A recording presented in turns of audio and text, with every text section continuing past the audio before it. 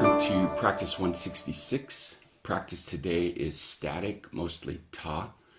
The inspiration today is entrainment. This word entrainment is an unusual word. It wasn't even a word that necessarily I understood or used in my normal vocabulary until I wrote my book. And at that point, I discovered this research coming out of a place in California that studied the coherence, let's say, of the energy of the heart and the energy of the mind. And this was interesting to me because I tended to be, at that point in my life, very mentally dominated. I led by my thoughts instead of these inner sensations around the heart or this feeling organ in the body. The definition of entrainment is this act of being drawn into a current or flow. And when I read that, it was like, well, that's what yoga is.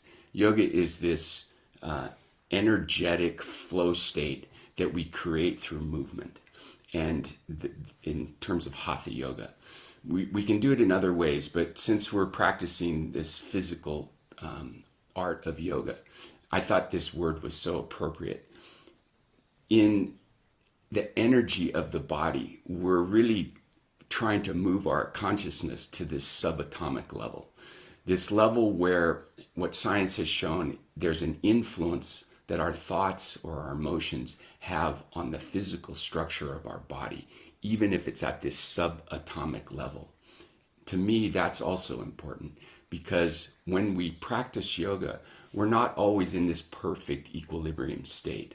We're often slightly or even majorly out of balance when we come to our mat. And how do we influence? It's not just about going through a sequence or going through poses. It's about this bonding or integration of heart and mind at a feeling level, less so at a doing level. So that's important for today's class.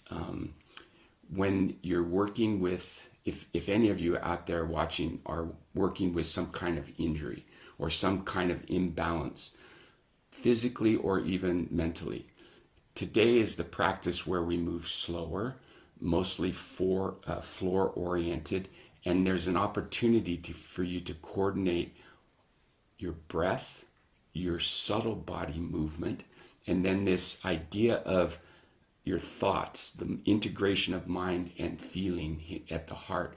Can we feel those being drawn together, coming together naturally? There's no mental imposition needed. It's just observation.